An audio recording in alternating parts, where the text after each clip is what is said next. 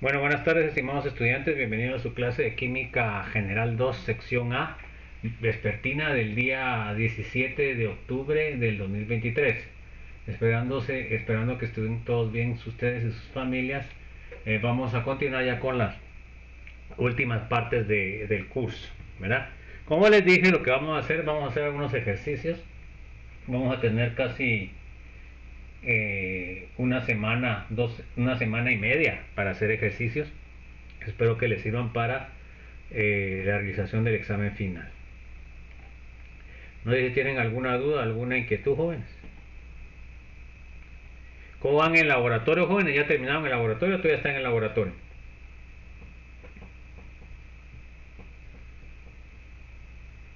Ya terminamos. ¿Ya tuvieron examen final y todo? Sí. ¿Y ya les dieron sus notas todavía o no? En mi caso todavía no han enviado las notas. Ok, bueno, entonces en esta semana tienen que enviarlos. Bueno, entonces, Mario Alberto, ¿usted no ha terminado el laboratorio entonces? Ingeniero, pues no, ahorita todavía tenemos una tarea el día viernes, todavía tenemos creo que un examen parcial, creo. Examen No sé cómo final. está la situación ahí. Examen final. Entonces ya No, vamos un poco. porque, ¿Ah? o sea, el auxiliar, mejor dicho, nos dijo que era un parcial. No sé cómo está la cosa porque creo que empezamos tarde. No sé cómo voy a arreglar eso, pero todavía nos falta. No, tiene que. Pero por tarea, ¿no? No sé, bueno, ahí sí que sabrá a ver qué hace el, el instructor, ¿va? Pero ya la otra semana supuestamente debería estar ya las notas. Bueno, entonces vamos a continuar, nos quedamos y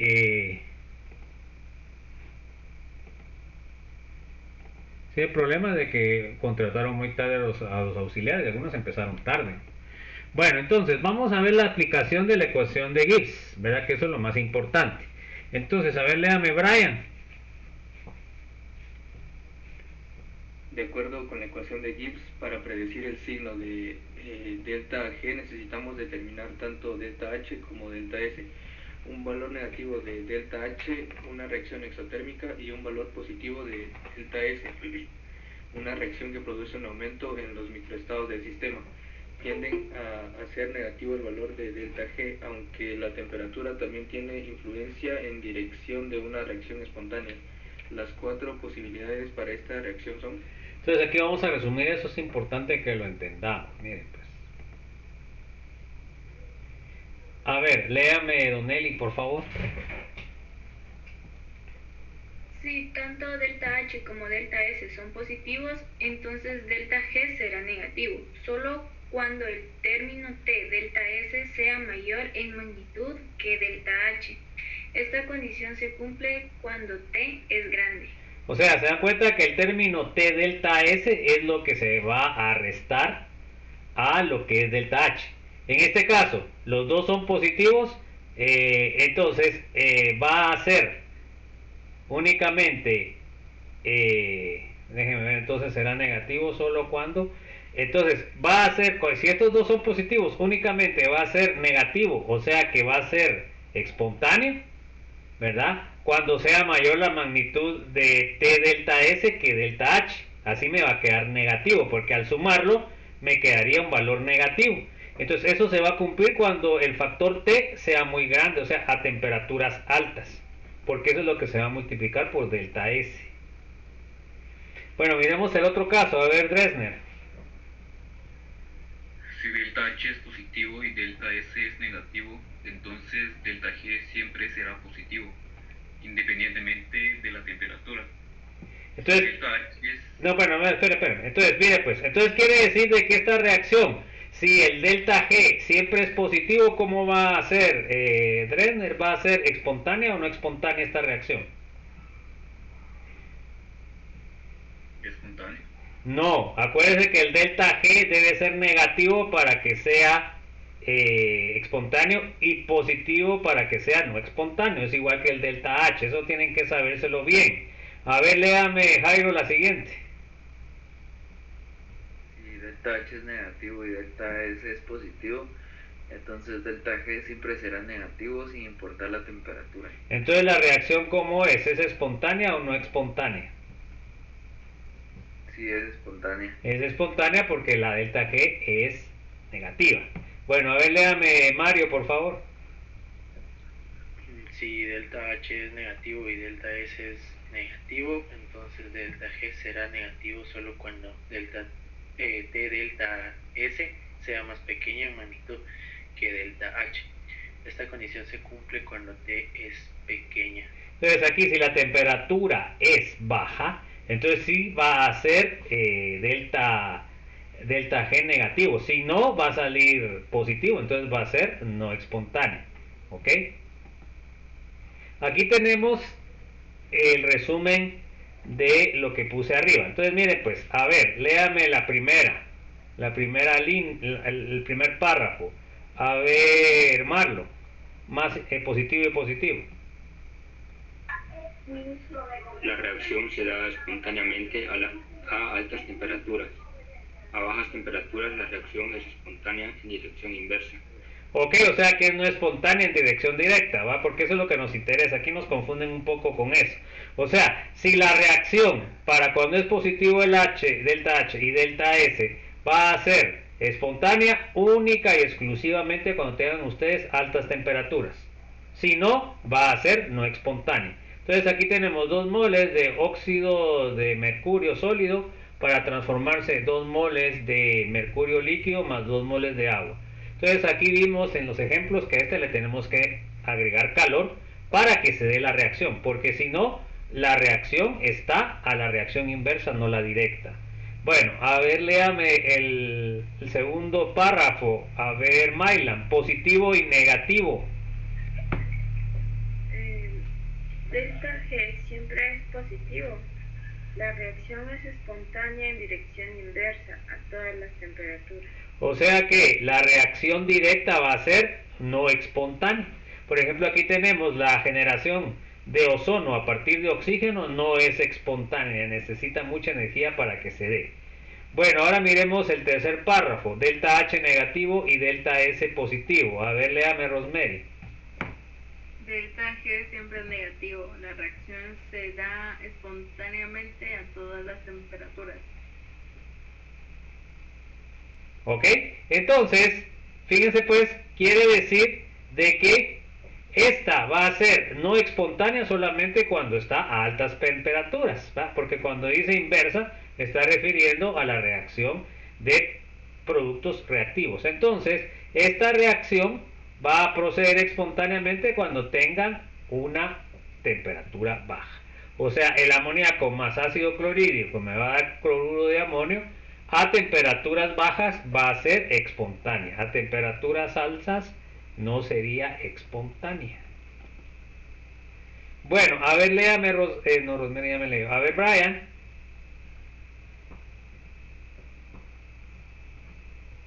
¿Ahí se acuerdan de firmar, jóvenes? Brian. Léame, don Eli, por favor. Las temperaturas que hacen que delta G sea negativo en el primero y el último caso dependen de los valores específicos de delta H y de delta S del sistema.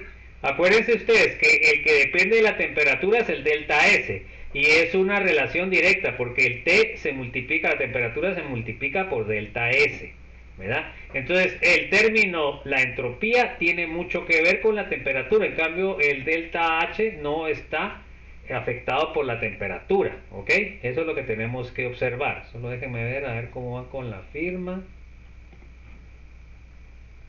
Han firmado 7. ¿Y aquí cuántos hay? Aquí hay 8. Hay uno que no ha firmado, jóvenes. Después no tengan problema de que no firme. ¿Ok? Bueno. Entonces, sigamos. A ver, léame, por favor, Dresner. Antes de aplicar el cambio de la energía libre para predecir la espontaneidad de una reacción, es conveniente distinguir entre delta G y delta G estándar. estándar. Ok, entonces vamos a ver la distinción. A ver, léame por favor, Jairo. Suponga que llevamos acá una reacción en disolución con todos los reactivos en sus estados estándar. es decir, todos a una concentración de 1 molar. Entonces, léame Mario Alberto, por favor. Tan pronto como comienza la reacción, la condición de estado estándar no existe más para los reactivos o productos, debido a que sus concentraciones son diferentes de 1 molar. En condiciones de estado no estándar debemos utilizar el signo delta G en vez del delta G estándar para predecir la dirección de la reacción. Ok, entonces se da cuenta que vamos a comparar el delta G normal con el delta G estándar. Ya sabemos que el delta G estándar es en condiciones estándar se realiza la reacción a una atmósfera de presión a 25 grados y a una concentración de 1 molar. Bueno, entonces ahora miremos, a ver, léame por favor Mario Alberto. El signo de delta G estándar, por otro lado, nos dice si los productos o los reactivos están favorecidos cuando el sistema en reacción alcanza el equilibrio. Así, un valor negativo de delta G estándar indica que la reacción favorece la formación del producto, en tanto que un valor positivo de delta G estándar indica que habrá más reactivos que productos en equilibrio. O sea, la reacción inversa, ¿ok? Bueno, vamos a ver la temperatura y las reacciones químicas, a ver cómo afectan. Bueno, a ver, léame por favor Marlon. El óxido de calcio, CaO, también llamado cal viva, es una sustancia inorgánica muy importante que se utiliza en la fabricación del acero, en la producción de calcio metálico, en la industria del papel, en el tratamiento de agua y en el control de la contaminación. Ok, o sea que es un producto industrial muy importante. Bueno, a ver, léame por favor, Maylan. Se le prepara a partir de la descomposición de la piedra caliza, CaCO3, en un horno a altas temperaturas. Ok, así es como se prepara la cal viva. O sea, a partir del carbonato de calcio sólido, calentamos, obtenemos el óxido de calcio más CO2. O sea que acá se dan cuenta que esta sería una reacción con entropía positiva o negativa. A ver, Rosemary, ¿qué dice usted? Según lo que habíamos analizado antes en las ecuaciones. ¿Será entropía, aumentará la entropía o disminuirá la entropía? ¿Qué dice usted? Aumentará la entropía. ¿Por qué? Porque aumenta la temperatura. No, eso no tiene, es un factor externo. A ver, jóvenes, si aumenta la entropía, explíquenme por qué. A ver, ¿quién me puede explicar por qué aumenta la entropía? Eso ya lo vimos, jóvenes. A ver, Renner. ¿Qué pasa del sólido gaseoso a gas?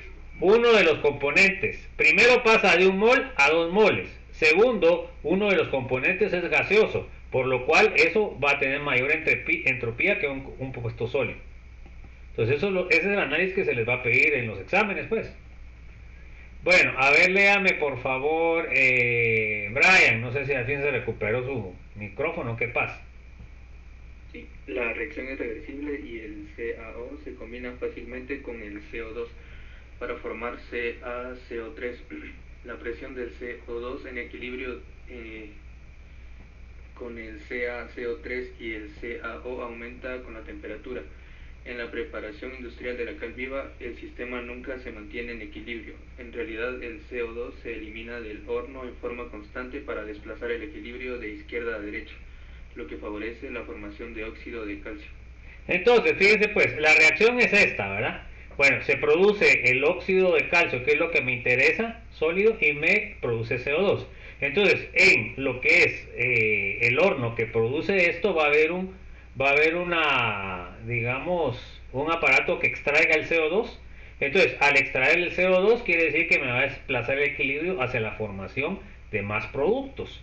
Entonces, este horno va a ser un horno que va a estar extrayendo el CO2 para que la reacción sea más eficiente. Bueno, a ver, léame por favor, don Eli. La información importante para el químico práctico es la temperatura a la que se descompone el CaCO3 de manera apreciable, es decir, la temperatura a la cual la reacción se hace espontánea. Ok, o sea que fíjense pues, cuando la temperatura es muy baja, prácticamente no reacciona. Conforme va subiendo la temperatura, va a ir subiendo la reacción, ¿verdad? Entonces, por favor, ¿se acuerdan de firmar, jóvenes? Bueno, entonces, léame Dresner, por favor. Se puede hacer un cálculo confiable de esta temperatura como se muestra a continuación. Con los datos del apéndice 3, primero calculamos delta H Estándar. estándar y delta S estándar para la reacción a 25 grados Celsius. Para la determinación de delta H estándar utilizamos la ecuación. Entonces nosotros vamos a calcular eso. Y tenemos que el delta H estándar va a ser la sumatoria de delta H estándar de formación del óxido de calcio más el delta H estándar de formación del CO2 menos el delta H de formación estándar del carbonato. Bueno, entonces aquí buscamos los datos en el apéndice 3. El óxido de calcio es menos 635.6, el CO2 es menos 393.5 y el carbonato es menos 1206.9. Entonces acuérdense acá que como el signo es menos acá, por menos va a ser más. Entonces hagan la suma para ver si les sale el valor ese más 177.8.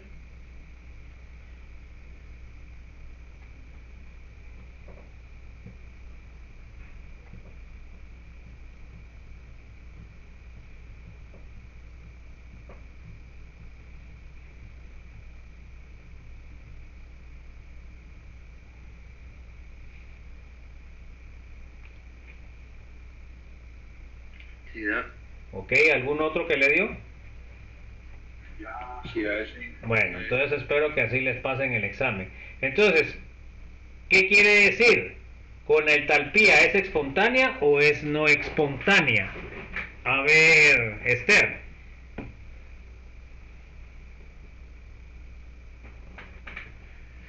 Espontánea. No, la entalpía para que sea espontánea debe ser negativa, o sea que debe ser una reacción exotérmica. Esta sería una reacción endotérmica. Bueno, entonces a continuación utilizamos la ecuación para encontrar el delta S. Vamos a encontrar el delta S entonces.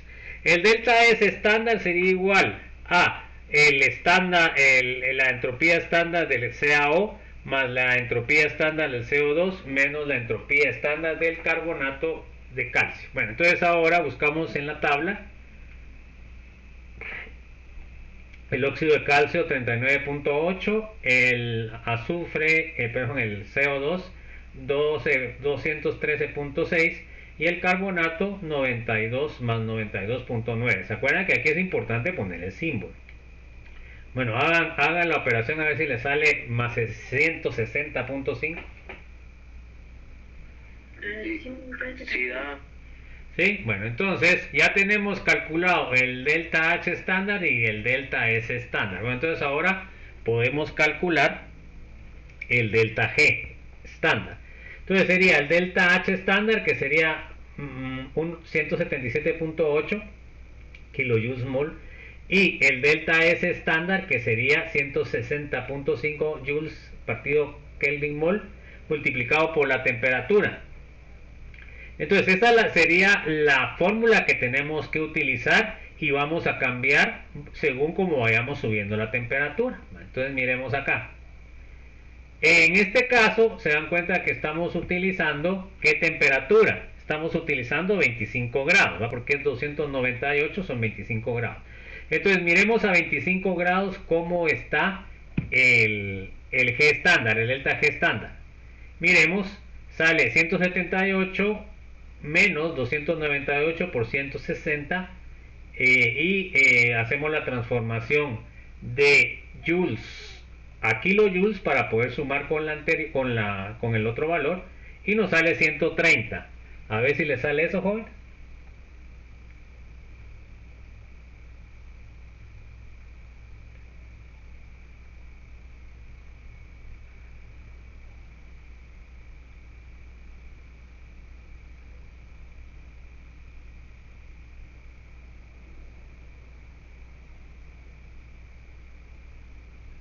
No sé si lo hice mal, pero a mí me sale menos 47.7.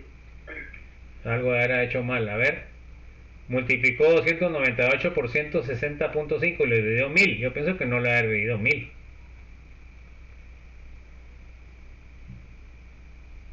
A ver, ¿algún otro? A ver, pues jóvenes, estos son los clavos que ustedes tienen a la hora de los exámenes, jóvenes. No les salen esas cosas. O sea, ¿sí da eso? Sí. Bueno, ya va uno que sí le da eso. A ver, ¿algún otro? 47.65. ¿Ah? A mí me da 47.65. Bueno. Bueno, ¿alguno que le dio el valor ese? Ahí me dio el valor ese.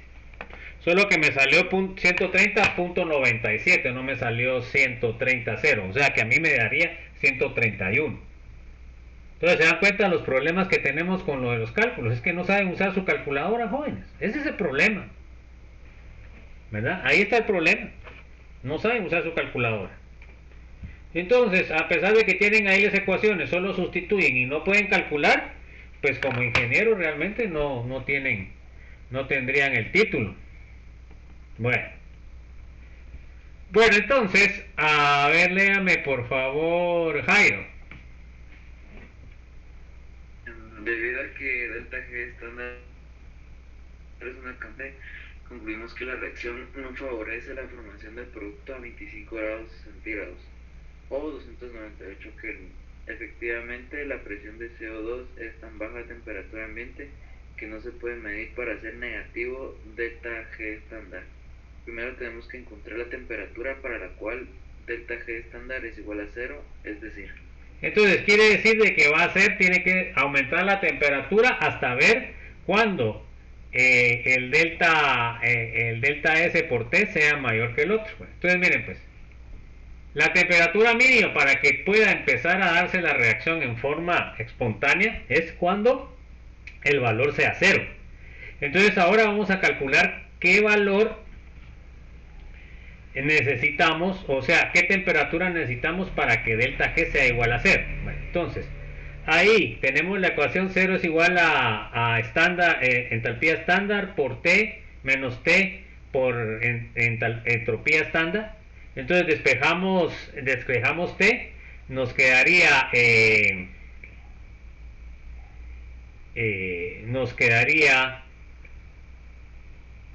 T igual a delta H estándar partido S. Se dan cuenta que aquí debo de pasar el T, S, lo paso al otro lado positivo, de ahí divido el delta H estándar el H estándar por el S estándar. Entonces ahí yo sé la temperatura en donde empieza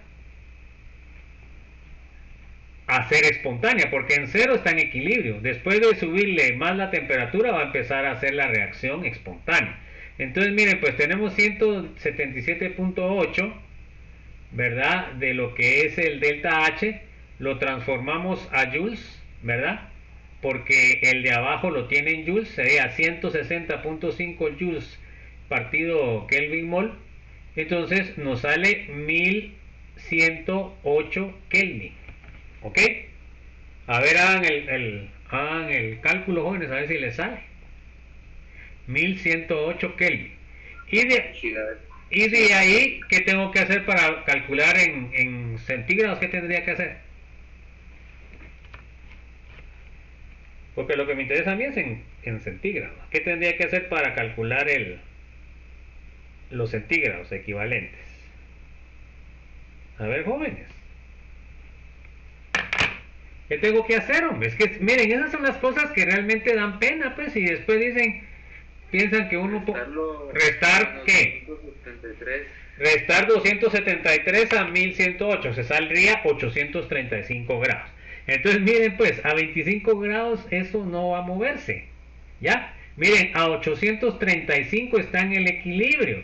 O sea que esta es la temperatura con la cual comenzaría, al ser más alta, a desplazar el equilibrio hacia la forma espontánea. Bueno, entonces, a ver, léame por favor, Mario Alberto. A temperaturas mayores de 835 grados centígrados o Celsius, delta G estándar se vuelve negativo, lo que indica que la reacción ahora favorece la formación de CaO y CO2, por ejemplo, a 840 grados Celsius o 1113 kelvins.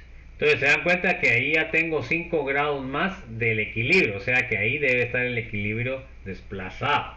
Bueno, entonces miren, pues ahora tengo el G estándar igual al H estándar menos T, el entropía estándar. Bueno, entonces ahora tengo, miren, pues 177.8 por 1113 Kelvin por 160.5, lo transformo a kilojoules, ¿verdad? Y entonces tengo menos 0.8. A ver, ¿le sale menos 0.8, jóvenes, o no?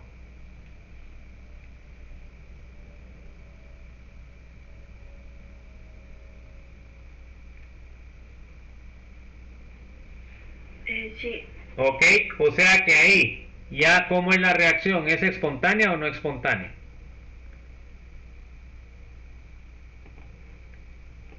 ¿Espontánea o no espontánea? Con el signo negativo. Es espontánea. Se dan cuenta que es espontánea, pero está bastante bajo. O sea que ustedes necesitarían subir más la temperatura para que el equilibrio se desplace más. ¿Ok? Deberían de calentar más. ¿Ok? Bueno, ¿se acuerdan que voy a cerrar? Me quedan 3 minutos para cerrar el listado. Tengo 9. Bueno, entonces, a ver, léame por favor. ¿Dónde me quedé? A ver, léame Marlon. Es necesario hacer énfasis en 2 puntos respecto del cálculo anterior. Primero, utilizamos los valores de delta H estándar y de delta S estándar a 25 grados Celsius para calcular los cambios que tienen lugar a temperaturas mucho mayores, debido a que tanto delta H estándar como delta S estándar cambian con la temperatura. Esta aproximación no da un valor exacto de delta G estándar, pero se trata de un cálculo con una estimación bastante buena. O sea que no es un cálculo exacto, pero nos da una aproximación en la cual el dato es bueno. Bueno, a ver, léame Mailan, por favor. Segundo, no debemos cometer el error de pensar que nada pasa por debajo de los 835 grados Celsius y que a 835 grados Celsius el CaCO3 de repente comienza a descomponerse. Ok, o sea que no son, digamos, límites bien definidos. ¿Por qué? Porque las reacciones se pueden ir dando poco a poco. O sea, no es que a los 835 grados se comienza a descomponer el carbonato de calcio. No. Quiere decir de que a 835 grados la descomposición comienza a darse en mayor proporción, pero antes se está dando todavía. Bueno, a ver, léame Ronald, por favor.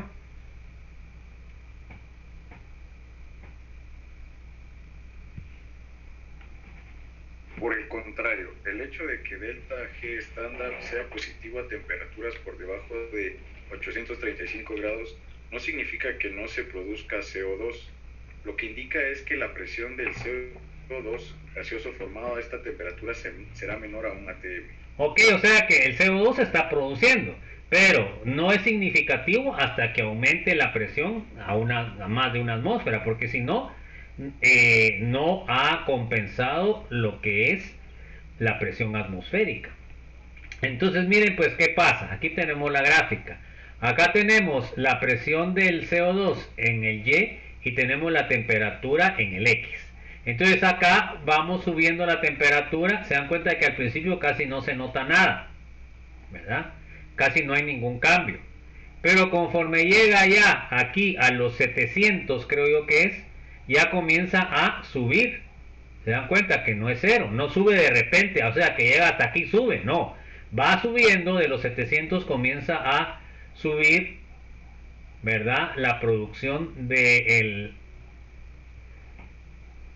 el óxido de calcio y el CO2, ¿verdad? Porque aquí lo que estamos midiendo es la presión de CO2. Se dan cuenta que al principio es prácticamente nula. Conforme va aumentando la temperatura a 700 grados, comienza a generarse más CO2 hasta llegar a 835, que es el valor de cero, y de ahí sigue subiendo, ¿ya?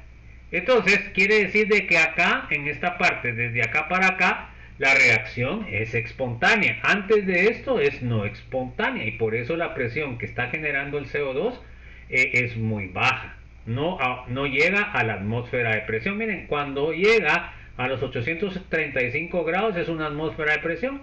O sea que quiere decir de que a esta presión de CO2 ya puede escaparse a la atmósfera porque ya es mayor que 1. Eso es lo que significa. Bueno, entonces, a ver, léame por favor, Rosemary. Como se indica en la figura 18.7, la presión del CO2 aumenta al principio en forma muy lenta con la temperatura y se hace más fácilmente cuantificable arriba de los 700 grados centígrados. La importancia de los 835 grados centígrados es que la temperatura a la que la presión de equilibrio del CO2 alcanza el valor de un atm por arriba de 835 grados centígrados. La presión de equilibrio del CO2 sobrepasa el valor de un atm. O sea que quiere decir de que tiene la suficientemente fuerza de presión el CO2 para poderse escapar a lo que es el aire. Pero entonces fíjense aquí, por eso el sistema dentro de lo que es el calentador donde está haciéndose eso, ¿verdad? Extrae también el aire, entonces va a eliminar el CO2. Bueno, entonces vamos a ver las transiciones de fase. Bueno, a ver, léame por favor, Brian. A la temperatura en que ocurre una transición de fase, el punto de fusión o el punto de ebullición, el sistema está en equilibrio, delta G igual a 0. O sea que en los puntos o en las temperaturas donde está el punto de fusión de la sustancia y está el punto de ebullición, el delta G va a ser igual a 0. O sea que en el punto de fusión está en equilibrio la fase sólida con la fase líquida, y en el punto de ebullición está en equilibrio la fase de vapor con la fase líquida. Entonces, ahora tenemos que cuando el delta G es igual a delta H menos T delta S, entonces cuando es 0, la entropía en este caso va a ser igual a la entalpía partido T, que es lo que habíamos visto anteriormente. Bueno, entonces, a ver, léame, Don Eli, por favor. Consideremos primero el equilibrio hielo-agua. Para la transición hielo-agua, delta H es el calor molar de fusión. Vea la tabla 11.8. Y T es el punto de fusión. Por tanto, el cambio de entropía es...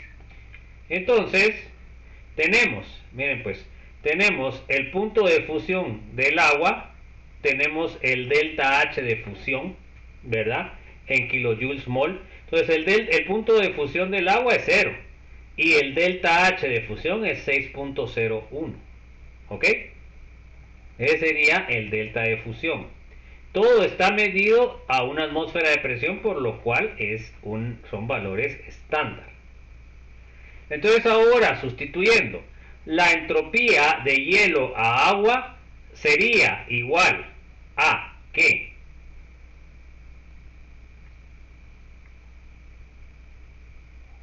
Sería igual a 6010 joules mol, ¿verdad? Partido 273. ¿Por qué 6000? Se dan cuenta de que aquí 6.01 es kilojoules, por lo cual debemos de multiplicarlo por 1000 para tener la dimensional joules.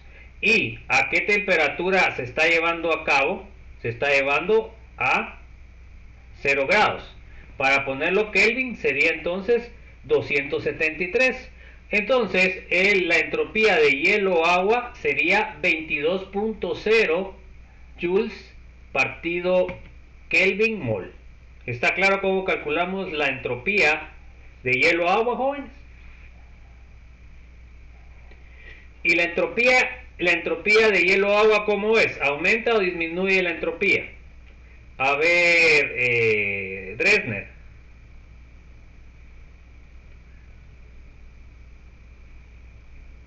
¿De hielo a agua aumenta o disminuye la entropía?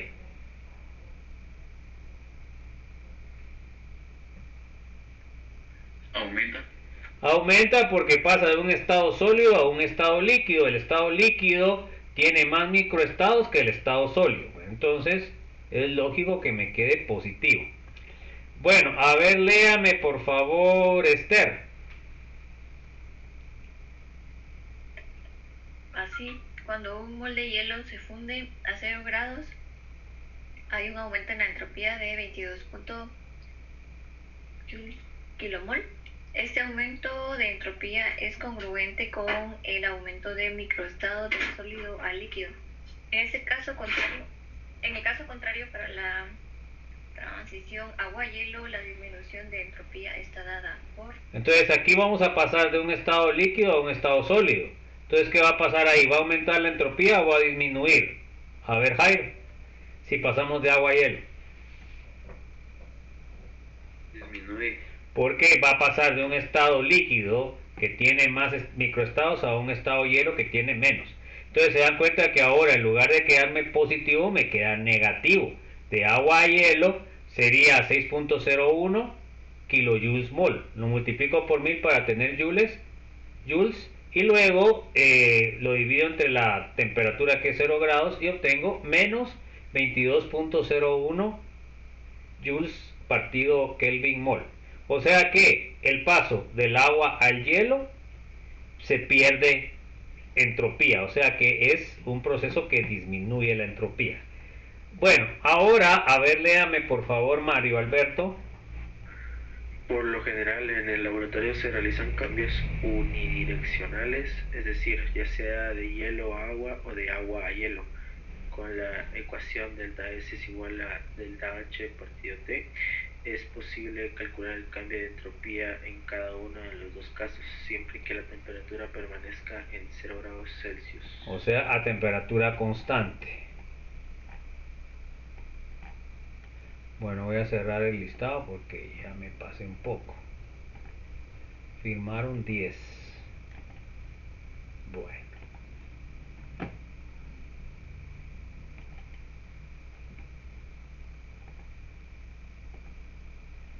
Bueno, vamos a ver el ejemplo número 2. A ver, léame por favor, Marlon.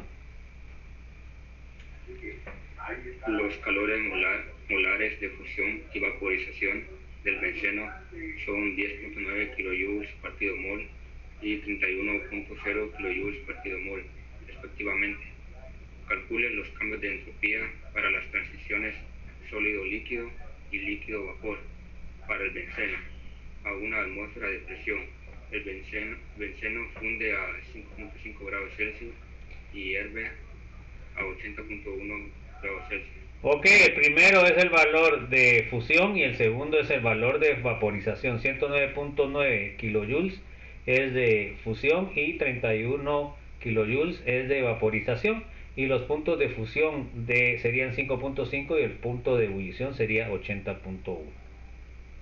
Bueno, entonces vamos a ver el cambio de entropía para fundir un mol de benceno a 5.5 grados es.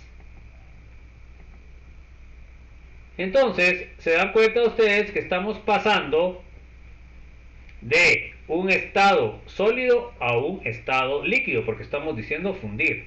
Entonces, el delta H fusión vimos que es 10.9 kilojoules mol. Como tiene que estar en joules, lo multiplicamos por 1000, factor de conversión dividido en kilojoules, entonces me queda ya en joules. Luego, yo debo sumarle 5.5, que es el punto de fusión, le debo subir 273, sumar para que sean Kelvin. A ver si les queda 39.1 positivo.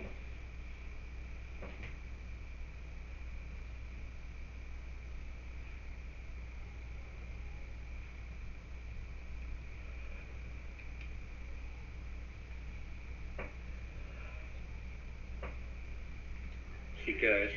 A ver, ¿algún otro? Sí queda eso.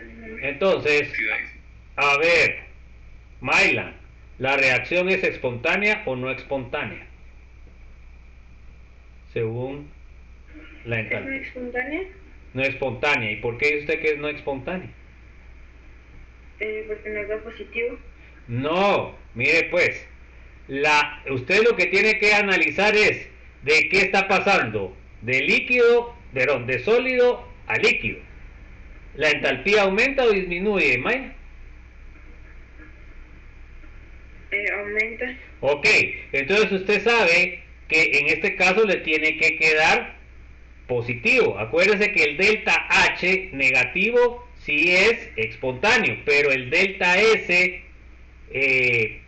positivo es espontáneo, o sea que tienen signos diferentes entre la entropía y la entalpía, no debe olvidarse. Y ahora, el delta G, ¿cuál es el espontáneo? ¿El que tiene signo positivo o el que tiene signo negativo, Mike?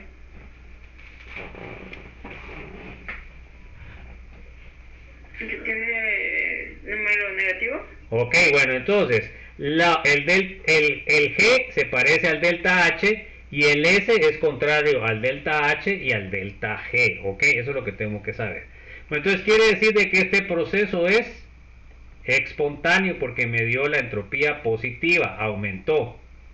Bueno, entonces ahora miremos de manera similar el cambio de entropía para hervir un mol de benceno a 80 grados centígrados sería el siguiente. Entonces miren pues, el delta S de vaporización o de evaporación sería el delta H de vaporización partido la temperatura en Kelvin del punto de ebullición. Bueno, entonces teníamos que era 31, lo multiplico por el factor de conversión, que sería por 1000, y luego lo divido entre 80.1 más 276, 173, que sería el Kelvin. A ver, le sale 87.8, jóvenes, ¿o no?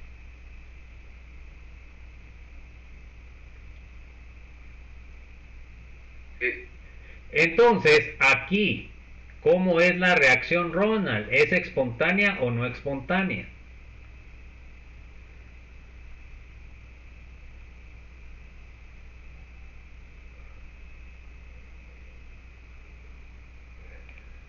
Bueno, a ver, Rosemary, ¿es espontánea o no espontánea? No espontánea. Ay, Dios mío, mire, está pasando de líquido a gas. ¿Aumenta o disminuye la entropía? Rosemary. ¿Aumenta? Bueno, y si aumenta, ¿qué es? ¿Positivo o negativo? Negativo. No, si aumenta, que dice que va a ser positiva la entropía. O sea que la entropía, le acabo de decir yo a Mylan eso, Rosemary. Si la entropía es positiva, es espontánea. Si la entropía es negativa, es no espontánea. Si la entalpía es negativa, es espontánea. Si la entalpía es positiva, es no espontánea. Si la energía de Gibbs es positiva, es no espontánea. Si la energía de Gibbs G es negativa, es espontánea. Eso se lo tienen que saber, jóvenes. Es que si no se saben eso, pues contestan cualquier cosa. Y usted, como le digo, si pasa de un estado líquido a un estado gaseoso, pues está aumentando la entropía, porque está pasando de líquido que está más junto a un gaseoso que está menos junto. Entonces eso lo que me dice a mí es de que no entienden, ¿verdad? Y después en el examen a ver cómo les vaya. Bueno, a ver, léame por favor, Brian.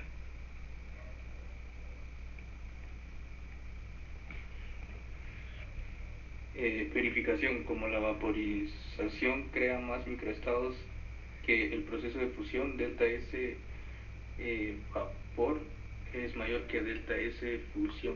Ok, entonces miren pues, si yo sé que pasar de líquido a pasar de líquido a gas, aumenta la entropía, o sea, aumentan los microestados. Imagínense ustedes pasar desde sólido hasta gaseoso, pues la entropía va a aumentar más, ¿verdad? Porque el estado, antes del estado gaseoso está el estado líquido, ¿ya?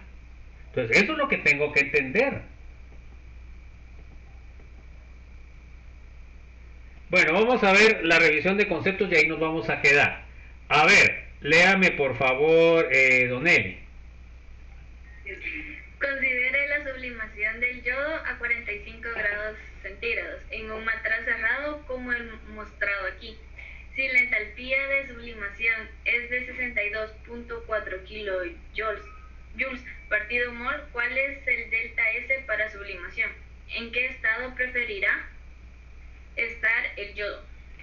Entonces se dan cuenta que el delta H de entalpía es 62.4 kilojoules. ¿Cuál es el delta H para la sublimación? ¿Aumenta o disminuye? Porque ¿qué significa sublimación, Don Eli? ¿Qué significa sublimación?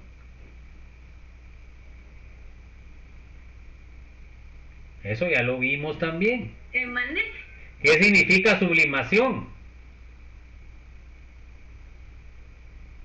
Que se evapora. No, a ver, Dresner, ¿qué significa sublimación?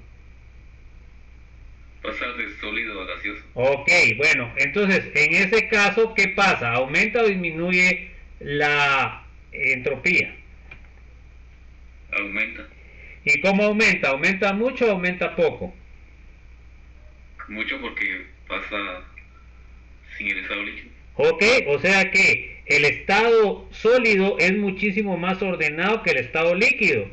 Y el estado líquido es mucho más ordenado que el estado gaseoso. Y aquí pasamos desde el estado gaseoso al estado sólido. Perdón, del estado sólido al estado gaseoso. Entonces quiere decir de que aquí la entropía va a aumentar muchísimo. Bueno, entonces, viendo eso, a ver, Esther, Alejandra, ¿qué piensa usted? ¿Al yodo le gusta más estar como yodo gaseoso o como yodo sólido? ¿Cómo le gusta estar?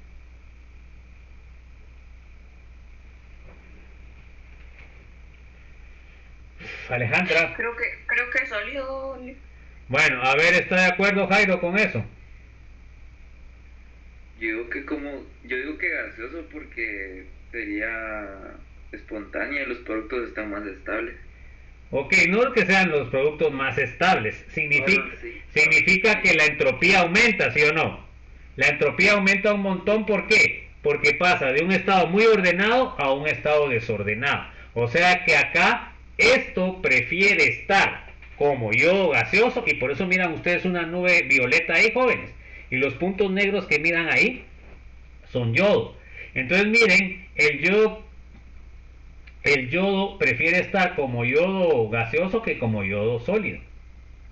Si ustedes dejan unas piedrecitas de yodo a medio ambiente, al poco tiempo ya no tienen nada, porque todo se transformó en yodo gaseoso y se fue con el gas. ¿Se dan cuenta?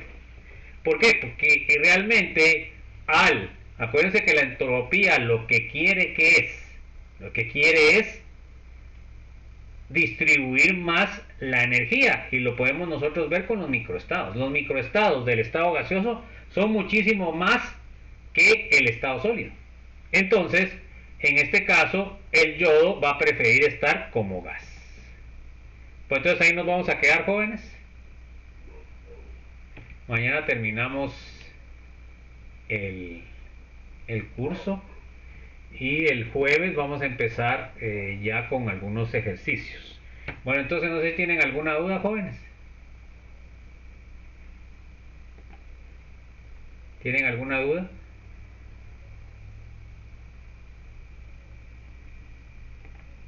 No, ahorita no. Bueno, entonces nos vemos el día de mañana, chicos. Se cuidan, feliz noche. Ahí se acuerdan que mañana hay examen corto, ya les dije de dónde a dónde, ¿verdad? Entonces, ahí estudian, por favor, jóvenes. A ver si les va bien en su examen. Feliz tarde, pues, y feliz noche, jóvenes. Nos vemos mañana. Buenas noches. Buenas noches. Buenas noches, Feliz noche. chicos. Nos vemos, chicos. Se cuidan.